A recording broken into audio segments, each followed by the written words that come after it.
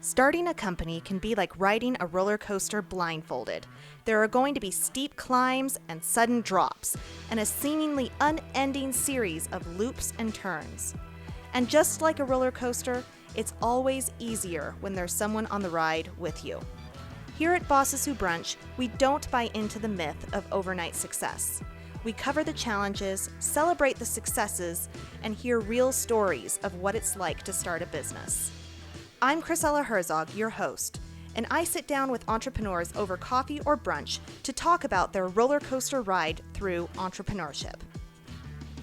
Today, I'm in New Orleans at Collision Conference, and I'm sitting down with Soraya M'Rini of Belgibeer.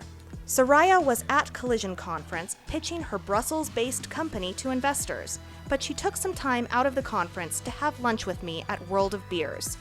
She talked to me about the monthly box subscription for locally crafted Belgian beers that Belgibeer is building. And she also gave me a lesson in what makes a good Belgian beer, something I realized during our conversation I knew very little about previously. Before we get started this week, a big thanks to Jamberry Nails for supporting Bosses Who Brunch. Check out their huge selection of stylish and beautiful nail wraps at jamberry.com. Soraya, tell me about Belgibeer. What do you guys do? So Belgibeer is a Belgian craft beer club online. So what we're doing is we want to try to create this community of Belgian craft beer lovers for them to share about the beers, but also give their opinion, quality stars about different beers and everything. At the same side, on the other side, we also have a subscription platform where every month you can discover one new brewery, microbrewery of Belgium. So the founder Dario is going every month to different microbrewery, and he's trying to make them understand that they need this promotion to get abroad and to have this marketing working for the people to understand that Belgian beers are really high quality, and it's not just the cheap beers that you can find everywhere. So basically this is what it is. So every month we're choosing one brewery. We're doing a magazine that I designed myself actually. Oh, nice. And we're doing 8 beers, so we put 4 different products times 2, some coasters, some goodies, and we just send it to you directly. Fun. Yeah, the sort of the box of the month club. Exactly, idea. this is what we're doing. And like that, so as your beer lover, you're gonna discover those new brewery, and you're gonna be able to share it on the website through the community that we're creating, and say, okay, this one I love, this one I hate it, and then share with other people and realize that you're not the only one loving those kind of beers. There is other people everywhere in the world. Yeah. So tell me a little bit more about this community. Is it on your website? And people So actually we are creating it for the moment. Oh, okay. So this is also why we're in Collision. We kind of share the idea with everyone to see if people are really interested in it. Yeah. Because in Belgium we have a lot of this, in Europe also.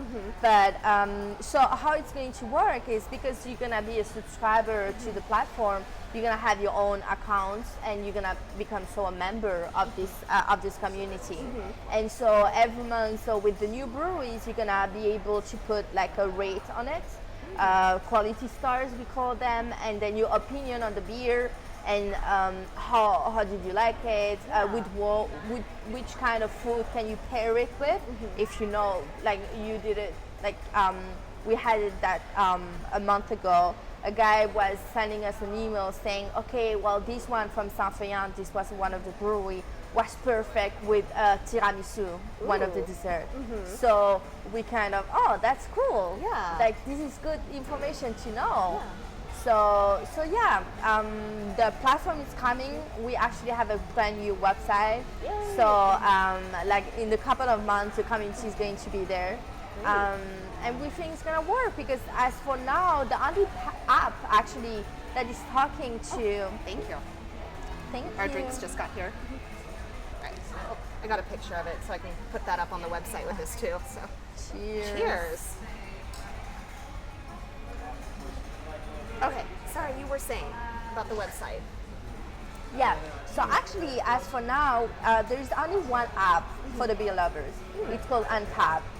where people can just put a picture of the beer they're drinking, Oh. and then they get like points as many beers you're having, okay, yeah. which is cool. But I mean, you're not really sharing with people. Yeah. Like it's kind of far discussion. Let's say there is no sharing.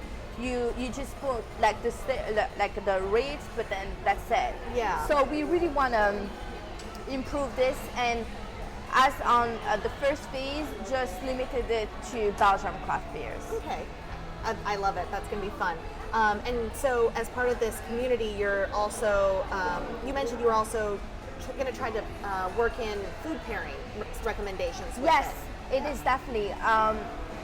So, as for now, we all know that wine and cheese is going perfectly together, and that red meat is going with, like fish is going with white wine, and and meat is going with red wine. White wine for fish, yeah. Yeah. And so these are things that we all know because it's been a long time that wine has been pairing with food. Yeah. But actually beer can also be pairing with food, and there is amazing food experience that you can have with beer. I mean, we already know that you can cook with beer, but actually just enjoying a good beer with a very good plate is really possible. So this is what we're trying to do for the magazine too. Great. To potentially work with a chef that is going to every month make a dish based on the beers we have of the month. I love it. Like that people can see it and maybe also do it at home. And sharing that recipe in the Exactly. magazine. Yeah. This is what we want to do, and how you cook with like with everything with the beer, but also how you can then just eat the plate with the beer next to it. That's fantastic.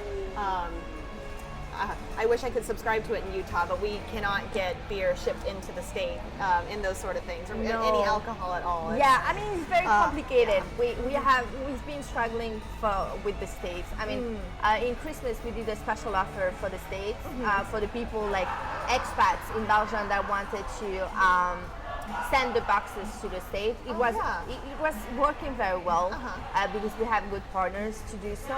But it's sure that at one point, if we really want to enter the U.S. market, we're gonna have to be inside inside the country. U.S. have a Because you guys have so many different laws everywhere. Yeah. Like the states, that one state is this way, the other state is this way. That it's just very hard. every state determines their own liquor Exactly, laws, so, exactly. yeah. So it's really hard, and I mean we're not experts for the moment on this.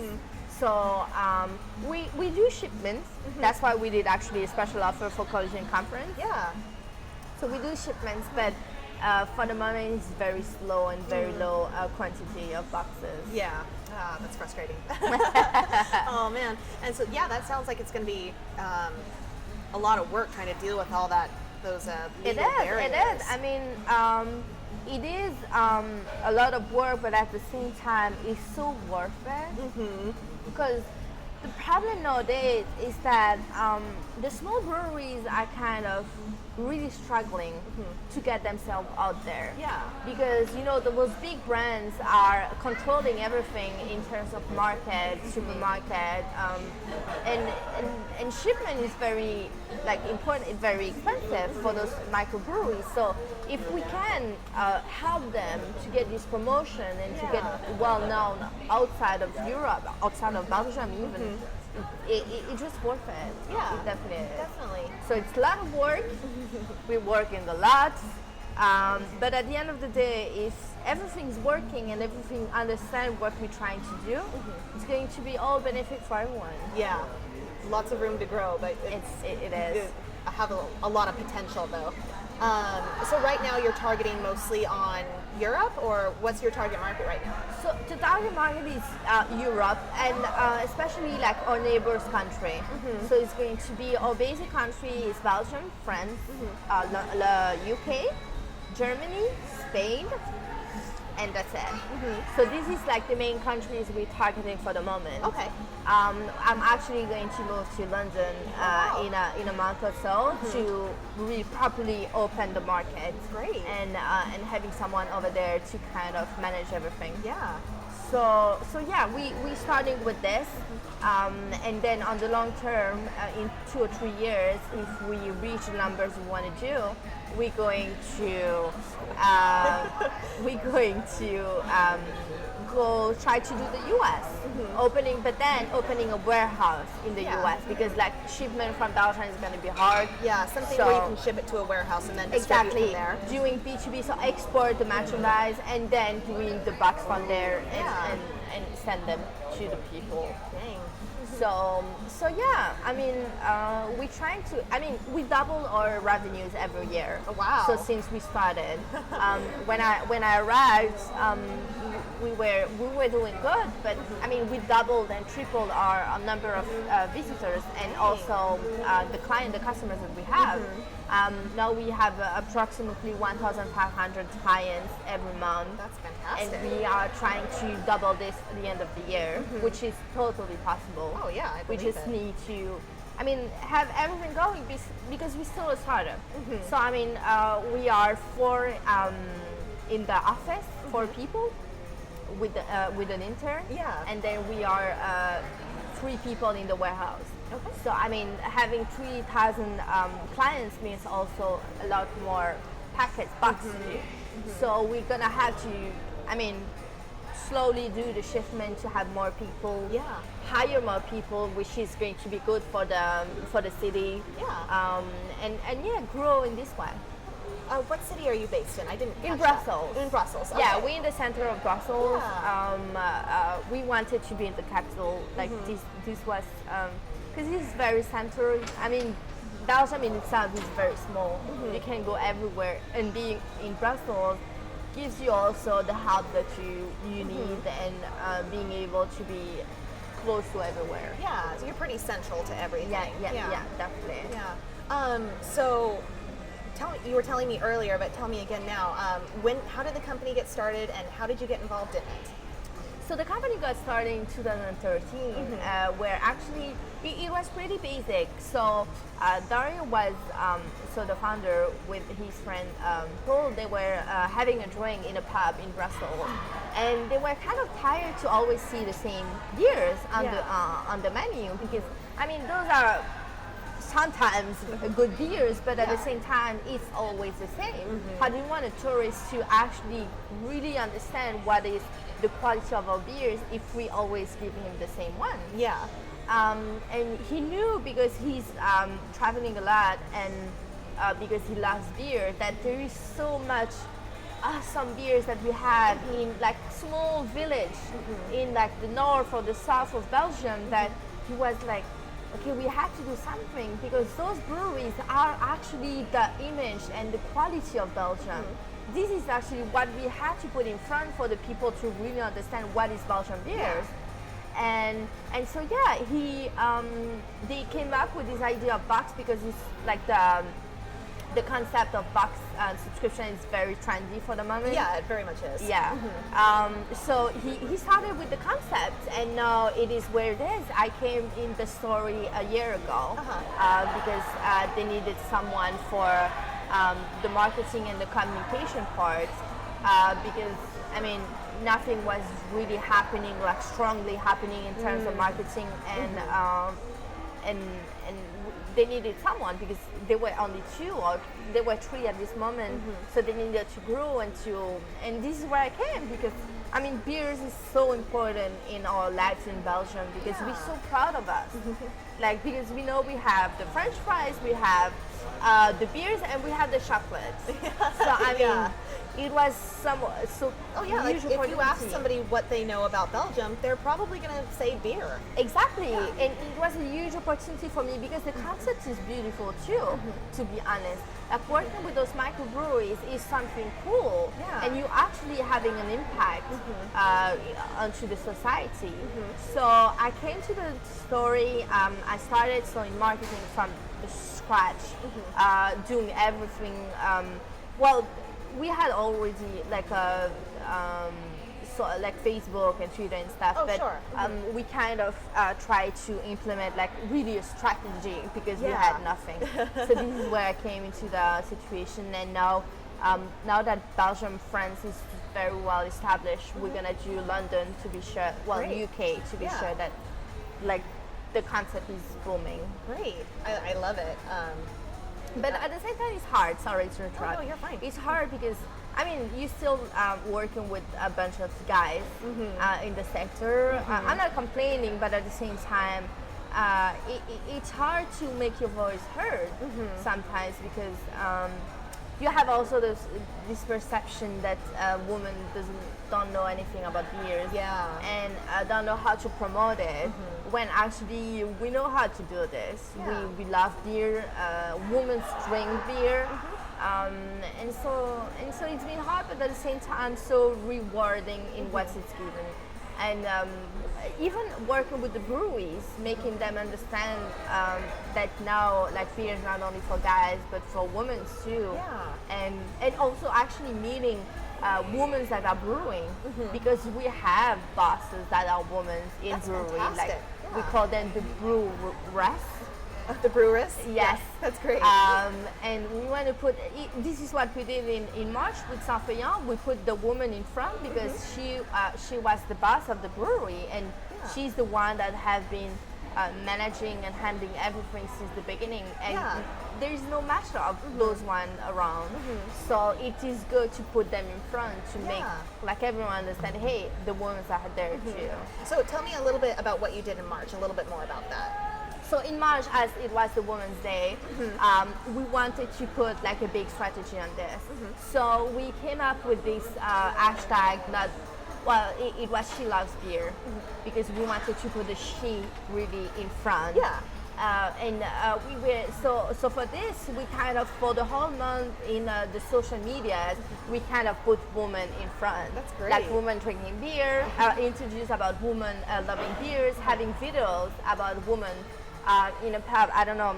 Yeah, I don't have the Wi-Fi, but it was this video where you could see like a couple going, like different couple. So it was like a hidden camera where you could see couples going to a bar, and the girl was ordering beer and the guy was ordering a cocktail. And when the guy, like the waiter, was coming back, he was putting the beer in front of the guy and the cocktail in front of the woman. And that happens every day. It when is you go to a happening like restaurant. all the time. All the time. And so, and it's at the moment where the woman said, no, the beer is for me and the cocktail. And the guy is like, oh, okay, sorry. But, you know, it's stupid, but at the same time, this is true. It's a little thing that happens all the time. It is. So, since that, we did that for the whole month, and then the magazine was all about the woman. Her name was Stéphanie Fria. Yes, Stéphanie Fria. And yeah, she's managing this great company, this great brewery for more than 20 years now, I think. What's the name of the brewery? Saint-Feuillant. Saint-Feuillant? Yes. My French is terrible, so sorry. Yeah, I have magazine with me, but I give them out to everyone. I'm really sorry. But yeah, this is like small things we're trying to do, to just like being open to the fact that yes, women are drinking beer. Yes, they love beer, and they're actually the first one that are buying our subscription. That's not great. especially for them, but also to offer, because I mean they love the concept and they want to offer this to other people, which is either the husband or just like the mother even sometimes. So yeah, we're working this way. But I mean, at the same time, we're doing also big promotion for Father's Day, Valentine's Day, because I mean, men are still also people drinking beer and more interested in this kind of product. But yeah, slowly but surely, we're gonna get to this balance between women and guys drinking beer. I love that women were some of the first ones to start buying this subscription, the box subscription. Yeah, they are. Actually, 80% of our revenue is coming from women. 80%? 80%. Wow. Holy cow. 80%. If you see our database, there's more women than guys. I love that. That's because amazing. they love the concept. They love that it's like beer, and they love to offer it as a gift. Yeah. Because I mean, our box, you know how the beer, like the box subscription is working. It's like when you talk beauty boxes, of course, you like to have it for yourself. When you're talking about more food box and beer box, it's more also to offer as a gift, to give a subscription of 3 months to someone. Is even better to just buy him something else. Yeah. So yeah, 80% for the moment is from women. That. So that's why we're trying also to target a lot of women with it, and having something more aim to them. At the same time, of course, we're keeping the guys on the loop. With this community, we hopefully, actually we're not, I don't want to say that we're only going to focus on men for this new app. I would love to have it balanced between women and guys. Absolutely. But it's true that in the first steps of the marketing, we are going to have to aim to guys because they are the first one to be attracted. Generally, they're the early adopters. Exactly, of early technology. adopters, definitely. Not always, but not in always. general, I mean, in general, with this kind of concept of beer lovers, we have to be honest in the fact that the demand, when we're looking at Untapped, how it's working and the people using, we have to be honest that it's more men's than women's. So in the first phase, we have to aim to them, but it's definitely gonna change in a couple of months and so, where we're gonna also target women's because. My goal would be to have this community of well-balanced and diversity of beer lovers from everywhere in the world. I love it. Yeah. So and I can see that women would take up this app or this join this community. You know, because if you want to like throw a dinner party or have people together throw a party, you know, you go there to find out what's going to go with this beer that you're offering. I mean, that would be. This is why also we have this cooking part going too, because we as a woman we love to go to restaurant or even to cook to have dinners at home and cook cooking together or just having a good dinner just between women, you know. So this is why also we're targeting women for this, because we know that they love to do food pairing to have a good plate with good wine, but here with good beer, more than guys that just go to a pub and have drinks, which is completely different. So this is why this part is more aimed to women too, because we think that they are the one that is going to talk more to than guys. Yeah. I'm really excited for it. I even if I can't buy the beer, I really want to, you know, join that community. I'm excited for that. Would be awesome, yeah. So Soraya and I met at a Women in Tech meetup yesterday at Collision Conference, which was a fantastic conversation. But one of the things you mentioned is how much trouble is that you have trouble getting these brewers to take you seriously in the beer world, because they're like, oh, why would you be like? What do you know about beer? You know that. Yeah, I mean, being taken seriously in the breweries world is very hard. I mean, for me, it's more like when I'm creating the magazine, I'm not getting the answers right because they think that this is not relevant or I don't understand what they're doing. So it's really difficult to be taken seriously, actually. It is what it is. At the end of the day, if the founder, Dario, is the one calling, they're going to answer everything. Yeah. And they're going to do it. So at the end of the day, what we're doing now is actually doing a survey. I'm not even bothered to call them anyway. We did a survey with questions, and I'm just sending them to them. Sure. Yeah. Because let's be honest, like the brewery sector is still managed by a middle-aged person that think that brewery is the guy work and that only men can do that. It's still very traditional. It is, it is, and not only in Belgium. I think in everywhere it is like that, because brewing was a man's job before, like in the old centuries.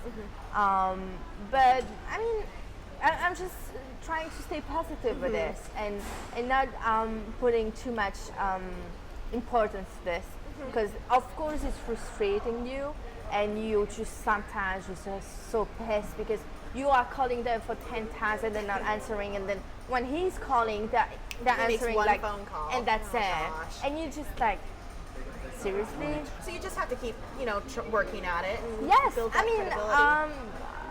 as I said yesterday, the only fact that I'm still there is just sparring and showing that it's possible. Like, this is my achievement. I'm still there. I'm still working in the beer sector and loving it. And actually, I have this story about 2 days ago. I didn't think about it, but 2 days ago, we had the stand at Alpha. Yeah. And a guy came and was talking about beer and stuff, and then he said a brand which is the West Veteran, which is like the best beer in the world, created by monks.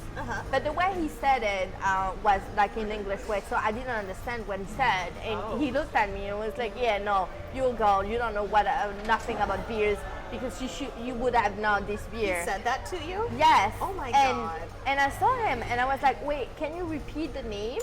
And he said, "Of course I know the name, but this is not how you said it. So if you say it right, then I will be able to tell you that this is the best beer in the world and that it's created by monk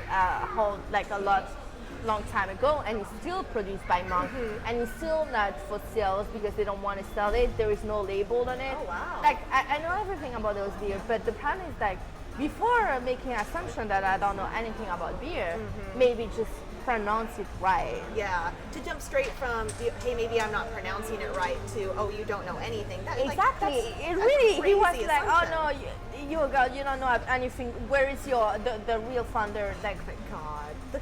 Where's the real founder? Like, I didn't like react like aggressively or anything. I just let it pass. But you know, I remember that yesterday. I was like, "Oh yeah, that was this guy." I didn't remember, and there is still some people like this because they go directly to the assumption you don't know, but you just have to prove them wrong, and then when you do, they just feel stupid. They do. So yeah, about the West Veteran. So this is the best beer in the world, and actually they did no label on it. I actually have a bottle here, but it's in the hotel. Oh, that sounds amazing. Yeah, we wanted to give it to like an investor if someone was interested. If that not worked out. Oh, there you go. But it didn't really work out. So that's okay. So yeah, it's really again the best beer in the world. Twice it was awarded twice, like 2 years in a row, and it's created by monk in a monastery, like in Belgium. Yeah. And there is no label on it, so it's like a dark bottle, small bottle with no name, nothing, just numbers on the top of it. Like there is the 8, the 12, and the 10. I don't remember the last one. I think it's the blonde actually. There is no number for the last one. And the best one is the 12. So this is the gold top. So when you see this one, you know it's the best one. It's a Trappist one. So like the quality of it is just amazing. I've tasted it only once because I mean I love beer, but you really need to be. I think in my opinion, you really need to be a really fine connoisseur of those beers to really understand and appreciate it. Yeah. So I don't want to waste one of those beers for this because you can actually when you go to the monastery, you can only get one bag per person. You buying it, but like you cannot sell it, so they only give you like 12 or 24 bottles, and that's it. Dang. You cannot, and like it's very well controlled. Like they're taking like your plate number, like your car number, and everything to be sure you're not coming back and stuff every day. Like yeah, it's really really interesting. I'm sorry, I'm just gonna tip. No, that's fine. Let's take a break and eat our food, and then when we come back, let's talk more about some beers. Cool. Hey there, are you enjoying this interview? Are you looking for a supportive community to help you on your own path through building a company? Join the Bosses Who Brunch Facebook group, where we move beyond the fake it till you make it mindset to build healthy mindsets to entrepreneurship. We can't wait to meet you. Now, back to our interview. Okay, and now we are back after a delicious lunch. So Soraya, tell us about Belgian beer. Give us like a brief guide to Belgian beer. So the difference between Belgian beers and the rest of the craft beer world is that the story behind those breweries is like hundreds of years old stories. Like we were the first one to create the beers. I mean, the Czech were there too, but like the first ingredient came from the Belgian ones, and we had the Trappists. Like we have only I think 7 Trappists in the world. Wow. And 7 of them are from Belgium. Wow. And actually, I read a guy yesterday told me that there is now a new one in America. Oh, really? A Trappist, like the first Trappist in the States. Wow. So it's the 8th one, which is interesting. I don't remember where it is though, so we had to check it out. Yeah. But yeah, we have the only one to have the Trappist, and yeah, the story behind the brewing is so full of anecdote, like full of small things that happened, because we had the two world war, and so during this period, like the breweries sometimes were used as a camp for the German during the wars, and also they were using I don't know how we say that in English, but the big things to do the beer, the big the mill, or I'm not sure. not the ingredient, but the big damn it, I don't remember. But anyway, they were using it to create the not the powder of the guns, but the bullets? the bullets. Oh, okay. Yeah. Huh. So like there's different stories about that, but this is, yeah, I think the most interesting thing about our beer is the story behind it, and also the big difference with in here is like we're not filtering a beer. So you know, a beer is mainly created based on water, yeast, hops, and two others that I'm just forgetting, and it's gonna come back in a minute. Let's see, what are yeast, hops? I just don't Dang. remember. It's gonna come back. I don't remember. But anyway, the thing with the hop is that you guys are filtering the beers because you want to have clear beers, which is because aesthetically speaking, it's more nice. But the thing is, everything is in the hop and in the yeast. So it's like small things that you're gonna see in your beer, and you're gonna think, that is disgusting. But actually, this is what makes the taste so great. Oh, okay. Yeah, I noticed that when I finished off my beer. I was like, Yeah, what is very that? small That things. little thing in it. Huh. Yes, and this is what makes the beer great, and the taste of it is different. It's this hops, it's this yeast, and here we are filtering the beer, so it's like a crime Interesting. for us. So U.S. beers are filtered, and that Yes, is a big. you Okay. filter the beers. Huh. Either is the beers from Belgium Uh-huh. or other beers, but someone told me 2 days ago, it was with the Delirium, I think. The taste is completely different from here and there, because here they're filtering the beer, because I think they're not shipping the product. They have their own production here. Okay. But the difference, because they want people to buy the beer, but if there is those small things, people are not gonna buy it because they want something clear. They'll think there's something in it. Exactly. Yeah. Okay. So Interesting. they are filtering the beer here, so the taste is completely different.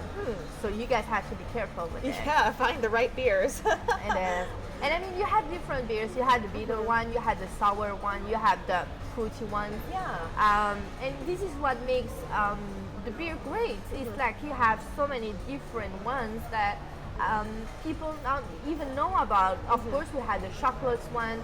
We worked with a brewery called, it's in Flemish, I'm sorry, but the Dr. van de Corona, and this is a very high quality brewery, and we worked with them for the April's box.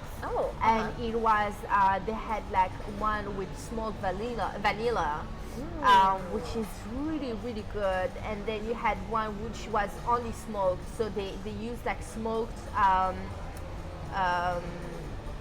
smoked hops, I think, if I remember well, and they use it for the beer, so it has this smoke smell and also taste that makes it completely different. Yeah. So you definitely have so many kind of different tastes, and also the duration of the beer. I have this with one beer where the first time I tasted this beer, I hated it so much. It was really not good. And then I tasted it like a month or two after from the same batch of beer, and it was delicious, because sometimes you need time for beer to get this different taste. Interesting.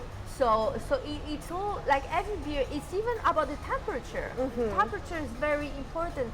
Like dark beers are more in a higher temperature than a clear, more light beer. that is going to be needs to be very fresh for you to really make it very cold. Exactly, very to have a very good taste. Whereas when you take a stout beer, so it's really the dark one, doesn't need to be fresh. It needs to be mild, like very like normal temperature for you to have all the taste coming. Okay. So interesting. So yeah, it's all those different things. I mean, I can tell you so much about it, but there is the hops. I think the hops is giving you the bitterness in the beer. So more hops you have. Of course, also you have hops from different region, different country, from the States. You have the hops called Cascade. It's a American hop. You have from Czech Republic, you have from Canada too. Okay. And those one also are giving you like different tastes. Yeah. We have what we call the hops Everest. Everest? I don't know how. Everest? Yeah, when you're taking. Oh, harvest. Harvest. Sorry. So the hops harvest that is happening in October, starting September, October, November. And so in November, it's like this. We have this brewery called the Plucker, and they do like organic beers based on this really fresh hop, and it's crazy because it's really super fresh. So the beer is completely different because you have the fresh hop, you have the dry hop. Yeah. So and both of them are giving you a different taste. Like when you're drinking, it's completely different. So yeah, there's so many different things, and actually because there's so many different things, we created tasting guide. That's a fantastic. So a guide of degustation where you're going to have how to pour a beer in your glass, how to at which temperature you have to drink it. Okay. Why is the foam very important actually in a beer? Because sometimes you're trying to not have too much foam, but the foam is also part of the degustation actually.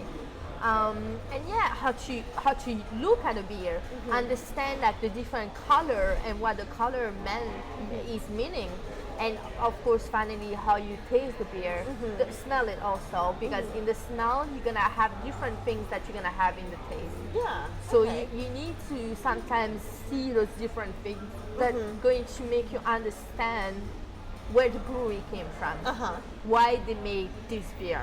Yeah. And everything is in the magazine too.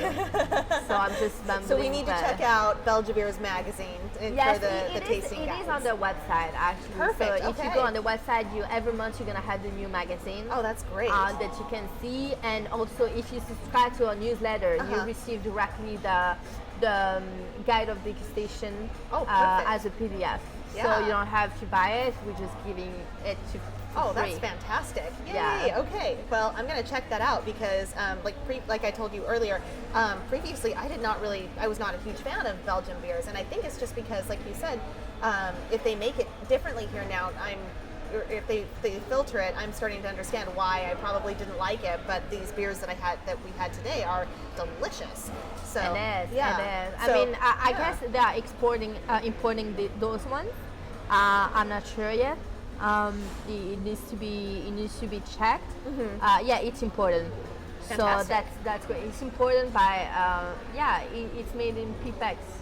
Cool. That's nice. I don't know those ones. So it's important. So that's good. That's mean it's coming directly from Belgium, and not created here. But that's again, last thing I wanted to say. That's again the problem that. Because those big companies have all the power and have so much money, well, they don't want to import the beers here. They're just gonna create one of the warehouse here and brew the beers here. But then they're gonna change it for the people to like it. But then that means Americans are not gonna realize the real quality of Belgian beers. Yeah. You don't get that full taste, that full experience. They are misled by actually the production here. So yes. Yeah, well, I learned a lot today, and I think this is very cool. So check out Belgibeer's website, sign up to their newsletter, get that tasting guide. I'm definitely gonna sign up for that and get that. Thank you. Check out your magazine. So thank you, Soraya. No worries. for talking Chrisella, today. and thank you for the interview. Absolutely. Thank you so much for listening to this week's episode of Bosses Who Brunch. If you enjoyed this episode, please rate us on iTunes. And if you're an entrepreneur who's looking for even more awesome support, come attend one of our Bosses Who Brunch meetups in Utah, or join our Bosses Who Brunch Facebook group. Bosses Who Brunch is a production of White Hat Magazine. You can find more information about White Hat Magazine and Bosses Who Brunch at whitehatmag.com.